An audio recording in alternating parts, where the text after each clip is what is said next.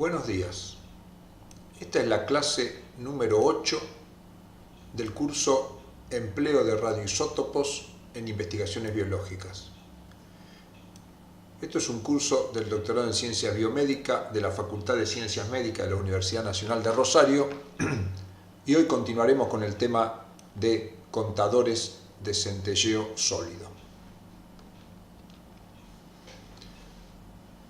Como ya hemos visto, existen dos tipos de contadores de centelleo. En primer lugar, los contadores de centelleo lo que miden son destellos luminosos originados por una sustancia llamada destellador. Recordemos cómo funcionaba un contador de centelleo sólido. Si tenemos una muestra radioactiva que emite radiación electromagnética, esta radiación electromagnética puede producir la emisión, la ionización de átomos de una sustancia centelladora, con lo cual se emiten electrones con una cierta energía cinética. Cuando estos electrones van perdiendo su energía cinética, lo hacen porque producen excitación en otros átomos del centellador. Y esta excitación hace subir los electrones a niveles más elevados que cuando caen emiten un destello que es detectado por una parte del instrumento que genera un impulso eléctrico. Los contadores de centelleo líquido son utilizados para cuando las fuentes radioactivas no emiten radiación electromagnética sino corpuscular. Sabemos que la radiación electromagnética puede viajar a través del espacio y atravesar medios materiales, en cambio la radiación corpuscular no. Por lo tanto, en los centelladores líquidos lo que tenemos es la fuente radioactiva en contacto con la sustancia centelladora dentro de un líquido. Cuando la fuente radioactiva emite una partícula, esta partícula puede producir ionización, como ya estudiamos antes, y luego producir el efecto de excitación, desexcitación y destello, captado por un detector y formación de un impulso eléctrico. Por lo tanto, la diferencia fundamental entre contadores de centelleo sólido y contador de centelleo líquido es que en los sólidos la fuente radioactiva no está en contacto con la sustancia centelladora, mientras que en los de centelleo líquido la fuente radioactiva sí está en contacto con la sustancia centelladora.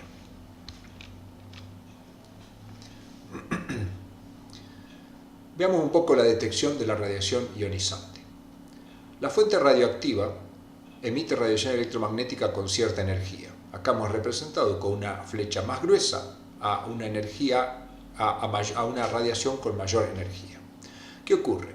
Cuando la radiación impacta y produce ionización, los electrones son emitidos con una cierta energía cinética. Si la energía es más grande, la energía cinética es mayor. Si la energía cinética es mayor, la cantidad de excitaciones y desexcitaciones que produce es mayor, por lo tanto generará mayor cantidad de destellos o centelleos y por lo tanto los impulsos eléctricos registrados por el equipo serán mayor. Acá tenemos otro esquema de los contadores de centelleo sólido. Acá tenemos otra forma de presentar. Esto es la fuente radioactiva. Si tuviéramos, supongamos que fueran dos fuentes radioactivas, cuando se emite con cierta energía, la energía cinética del electrón es determinada, que produce la excitación y luego al desexcitarse un fotón secundario que produce un cierto impulso. Si la fuente radioactiva tuviera más energía, el electrón sería expulsado del átomo con mayor energía cinética y esto produciría mayor cantidad de excitaciones y desexcitaciones con mayor cantidad de fotones secundarios y un impulso eléctrico mayor. Entonces, veamos ahora cuáles son los efectos posibles. Cuando tenemos un material radioactivo, la energía de la radiación es constante. Pero esta energía puede producir básicamente tres tipos de efectos. Un efecto es arrancar electrones de las capas K o L de los átomos por efecto fotoeléctrico, y estos electrones salen con una energía cinética que en general es constante. Esta energía cinética puede producir, como es grande, puede producir varias excitaciones y desexcitaciones, produciendo destellos importantes que van a generar un impulso eléctrico de una buena magnitud. Otra posibilidad es que la energía de la radiación interactúe con las partes del sistema, inclusive con el blindaje, y esto produzca la liberación de rayos X. La liberación de rayos X también puede producir excitación y desexcitación, pero la cantidad de impulsos eléctricos será menor. La cantidad de impulsos de destellos será menor y por lo tanto el impulso será de menor magnitud. Otra posibilidad es que la radiación electromagnética produzca en lo que se conoce como efecto Compton, es decir, arranca un fotoelectrón que va a tener menos velocidad que la del efecto fotoeléctrico y un fotón secundario. Estos electrones y este fotón secundario pueden producir excitación y desexcitación, pero como la energía cinética del fotoelectrón es menor, la cantidad de excitaciones y desexcitaciones será menor, teniendo menor cantidad de destellos. Otra característica importante es que como la distribución entre la energía cinética y la energía del fotón secundario no es fija, podemos tener impulsos de diferente altura por la cantidad de excitaciones y desexcitaciones que produzca. Por lo tanto, en el contador de centelleo sólido tendremos impulsos de valor importante debido al efecto fotoeléctrico, bajos debido a la radiación que se denomina de retrodispersión por la interacción con partes del equipo y del blindaje, y una distribución continua de impulsos debido al efecto Compton. Entonces, revisemos las partes del contador de centelleo que ya hemos estudiado. Siempre tenemos una muestra radioactiva. Si estamos trabajando con un contador de una muestra radioactiva que emite radiación de tipo electromagnética, trabajamos con un centellador sólido. El centellador sólido es una sustancia, por ejemplo, ioduro de sodio, que cuando recibe la radiación emite un destello y esto interactúa sobre un fotomultiplicador. El fotomultiplicador es el encargado de producir el impulso. Y este impulso puede ser amplificado y luego va a entrar a un discriminador que ya hemos estudiado y hoy veremos sobre el tema. Luego de este discriminador va a un contador que nos indicará la cantidad de cuentas que mide el instrumento. Modificaremos un poco ahora la estructura del contador de centelleo. Tenemos la muestra radioactiva, el centellador y el fotomultiplicador, que genera un impulso. Pero le agregaremos tres partes. La tensión del fotomultiplicador actúa sobre el fotomultiplicador cambiando la magnitud del impulso. Lo mismo que el atenuador. La diferencia es que la tensión del fotomultiplicador actúa sobre el fotomultiplicador generando el impulso y el atenuador deja que el fotomultiplicador genere un impulso y es capaz de modificarlo. Lo mismo que el amplificador. Como los nombres lo dicen, el atenuador tenderá a bajar la magnitud del impulso eléctrico y el amplificador a aumentarlo. Luego tenemos el discriminador que nos permite dejar pasar impulsos de tal o cual tamaño. Y hoy veremos la diferencia entre los discriminadores simple y un discriminador doble. Y luego el contador, donde nosotros medimos las cuentas, es decir, la tasa de conteo. Muy bien, entonces vamos a trabajar con este esquema.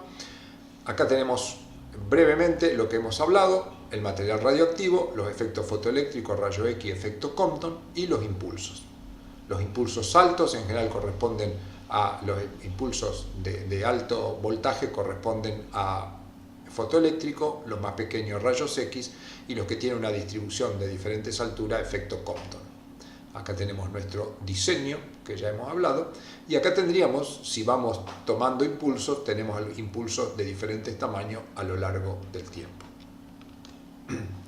Veamos qué cambios se produce en el espectro de emisión, es decir, en la altura de los impulsos a lo largo del tiempo en función de diferentes parámetros. Veamos primero el efecto de la energía de la radiación incidente. Como ya hemos visto, esta energía va a determinar la energía cinética de los fotoelectrones y determinará la cantidad de destellos que se producen y por lo tanto la altura de los impulsos.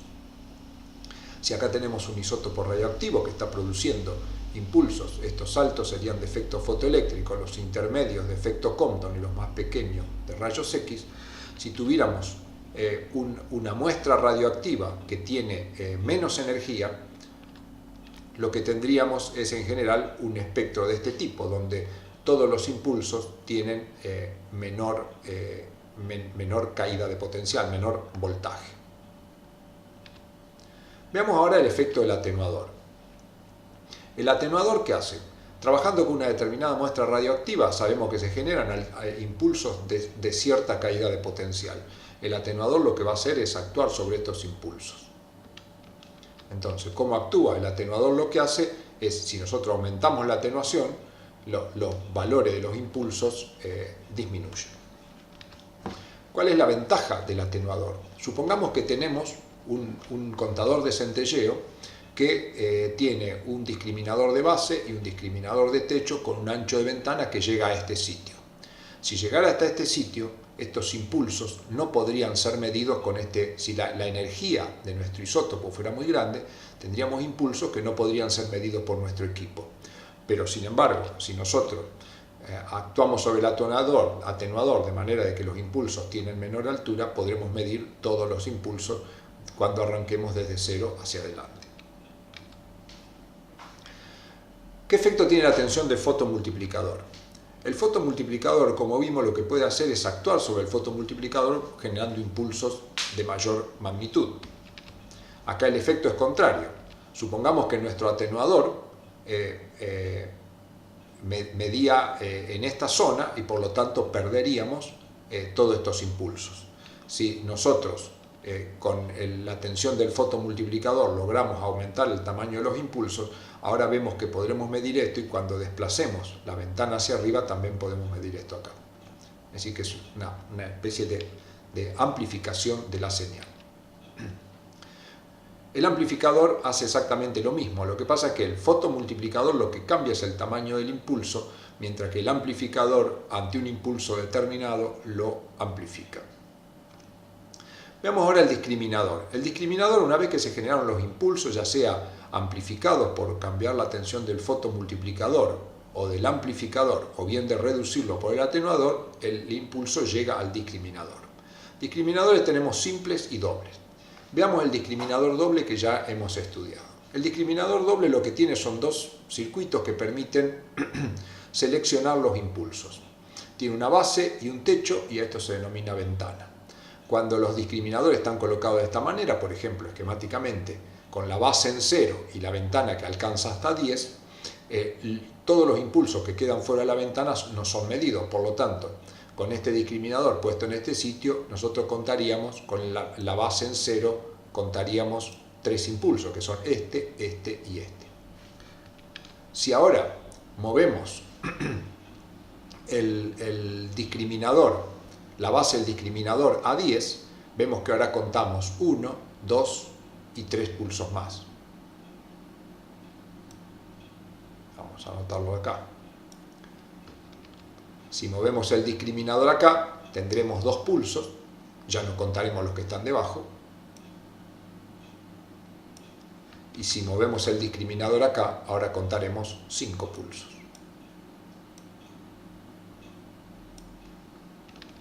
Si esto lo llevamos a una gráfica, donde tenemos el número de impulsos contados en función de la base del discriminador, tendremos 3, 3, 2 y 5, y si esto lo unimos, tenemos un espectro. Este sería el espectro que obtendríamos con un discriminador doble.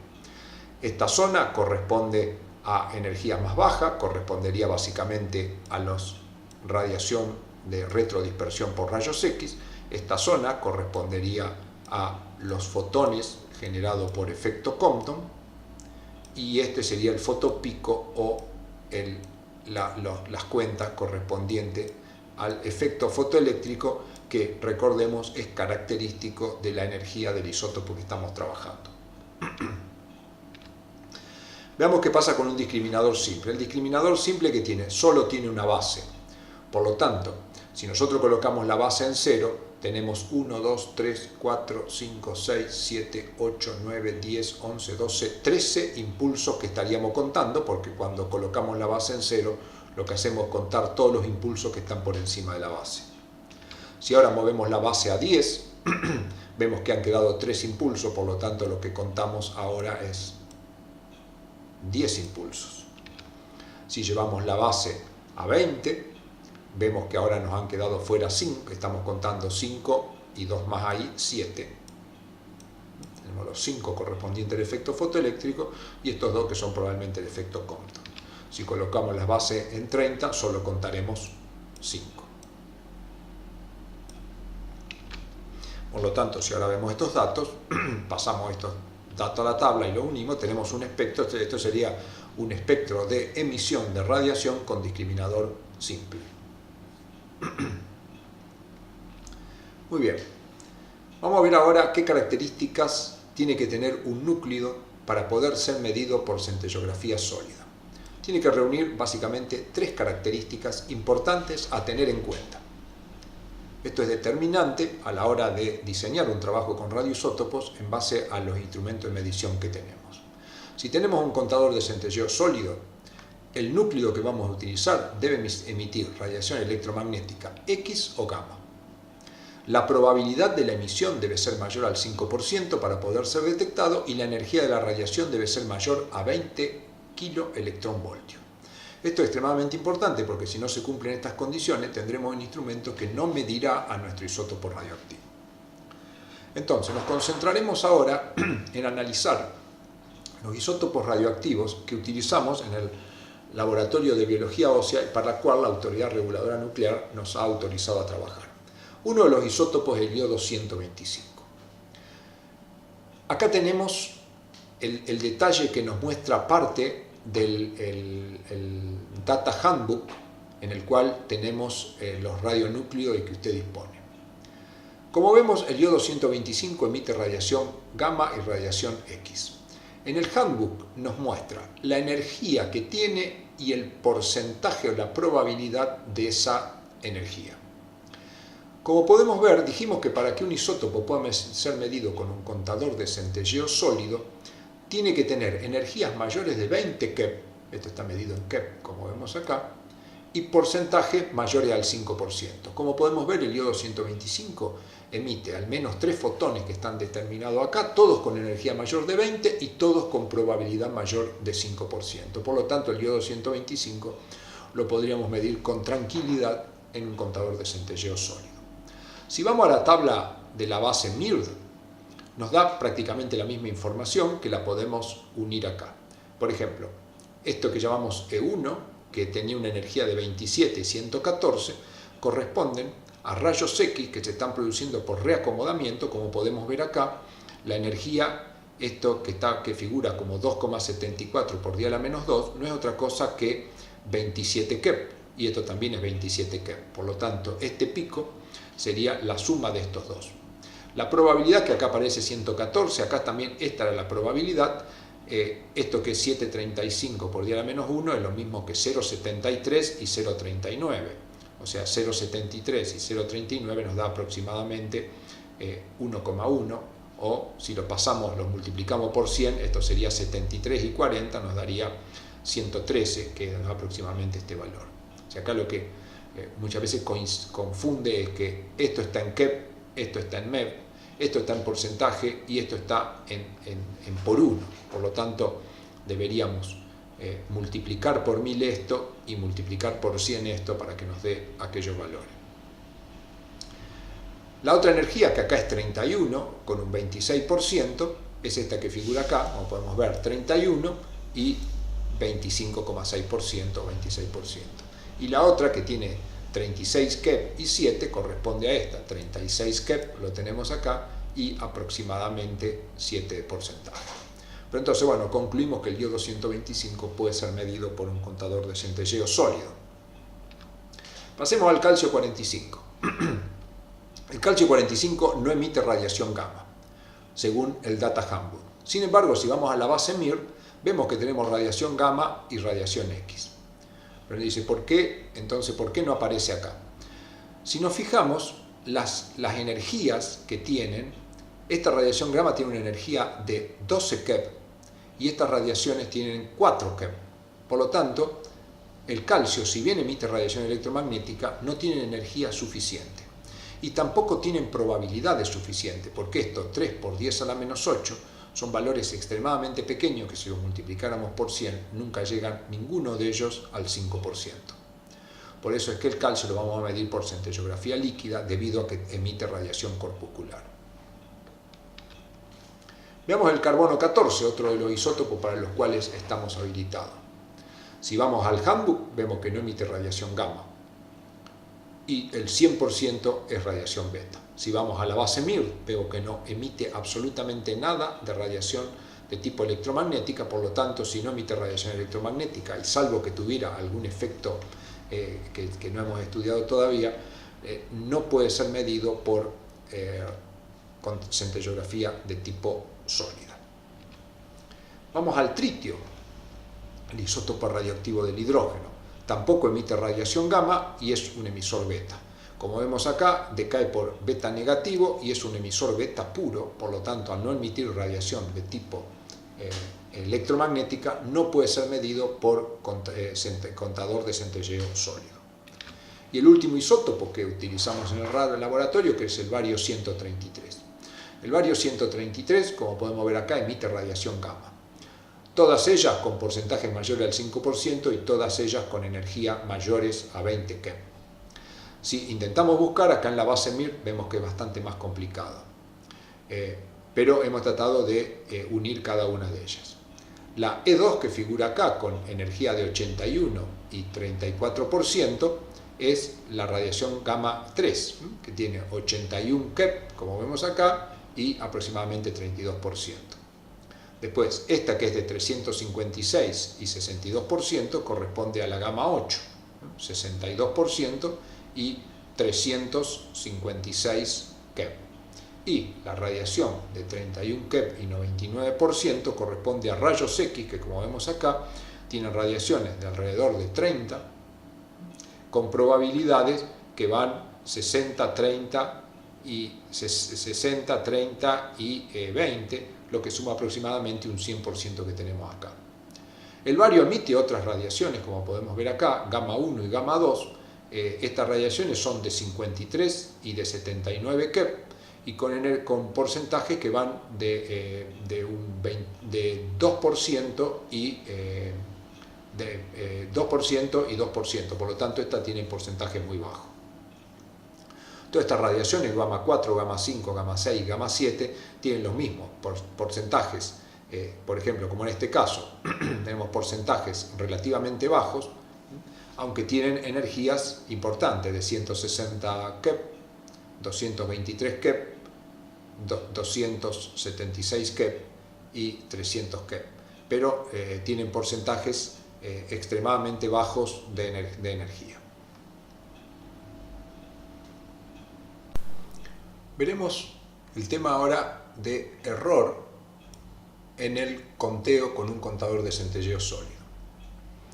Definimos la tasa de conteo como el valor de la lectura que nos da el instrumento y en el tiempo que hemos realizado esa lectura. El error absoluto de la medición, según la teoría de errores, para este tipo de mediciones, se calcula como la raíz cuadrada de la tasa de conteo dividido el tiempo que hemos empleado. Y el error relativo porcentual es el error absoluto dividido la tasa de conteo por 100, que si hacemos una serie de reemplazos, encontramos que el error relativo se calcula como 100 dividido la raíz cuadrada de la lectura realizada. Por lo tanto, trabajaremos ahora con estas tres fórmulas. Supongamos que hemos realizado una lectura que nos dio 5.000 cuentas y hemos medido durante 2 minutos. La tasa de conteo sería 5.000 cuentas que hemos medido dividido 2 minutos, nos da 2.500 cuentas por minuto. Si queremos calcular el error, como vemos, es la raíz cuadrada de la tasa de conteo 2.500 dividido 2. Al realizar esta operación nos da 35 cuentas por minuto. Ese sería el error absoluto de nuestra medición. Y el error relativo, utilizaremos la última fórmula, que es la más sencilla, es 100 dividido la raíz cuadrada de la lectura. Como es 5.000 cuentas lo que hemos hecho, esto nos da un 1,4% de error.